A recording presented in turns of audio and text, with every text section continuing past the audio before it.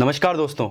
आज हम बात करेंगे कि क्या होगा अगर देश में जुडिशरी ही करप्ट और घूसखोर निकल जाए। तो दिल्ली हाई कोर्ट के जस्टिस यशवंत वर्मा इतने चर्चा में क्यों हैं? आइए समझते हैं पूरी कहानी। तो जैसा कि दोस्तों आपको पता है कि ये पहली बार तो हो नहीं रहा कि जहां हमें करप्शन इन जुडिशरी में देखने को मिल रहा है। तो क्या सही में हमारी जुडिशरी के पास करप्शन रोकने का कोई साधन है भी या नहीं, या सिर्फ वो ट्रांसफर ही खेलते रहेंगे? तो आइए जानते हैं दिल्ली हाई कोर्ट के जस्टिस वर्मा के घर ऐसा क्या हुआ कि वो इतने ज्यादा न्यूज में है। तो होली के दिन एक छोटा सा फायर जस्टिस यशवंत वर्मा के घर लग जाता है और उस फायर को बुझाने के लिए 2 फायर टेंडर्स भी बुलाई जाती है। और जब पूरी आग बुझने के बाद में वहां पर पुलिस आती है इन्वेस्टिगेशन करने के लिए कि इसका मेन जिम्मेदार कौन था, कि फायर किस कारण से लगी थी। तो जब पुलिस इन्वेस्टिगेशन कर रही थी तो वहां पे पुलिस को दिखता है कि कैसे नोटों की गड्डियां धू धू कर जल रही हैं। वो तो शुक्र मनाइए उस बंदे का जिसने ये video chief justice of India justice Khanna तक पहुंचा दी कि कैसे जस्टिस यशवंत वर्मा के घर पे 500 की गड्डियां धू धू कर जल रही थी। और उसी के बाद चीफ जस्टिस ऑफ इंडिया ने कोलिजम की मीटिंग बिठाई और उस कोलिजम में यह डिसीजन लिया गया कि जस्टिस वर्मा को एक अपॉर्चुनिटी दी जाती है कि जो भी उनके घर पे ये कांड हुआ उसमें क्लियरिटी और उनका पक्ष रखने के लिए उनको समय दिया जाता है। तो हफ्ते भर बाद भी उन्होंने कोई जस्टिफिकेशन नहीं रखी। उनका बस यही मानना था कि लोग उनको जानबूझ के फंसा रहे हैं कि कोई उनके घर पे ये पैसे छोड़ के चला गया।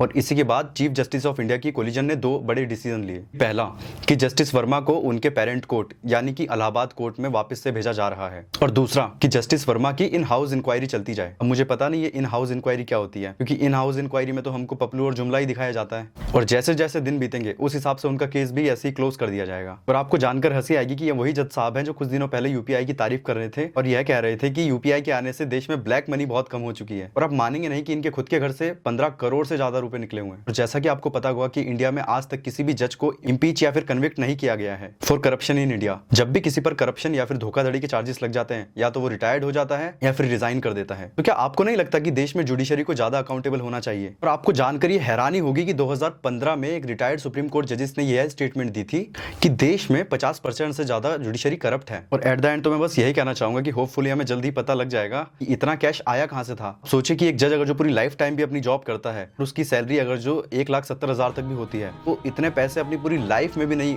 जमा कर सकता।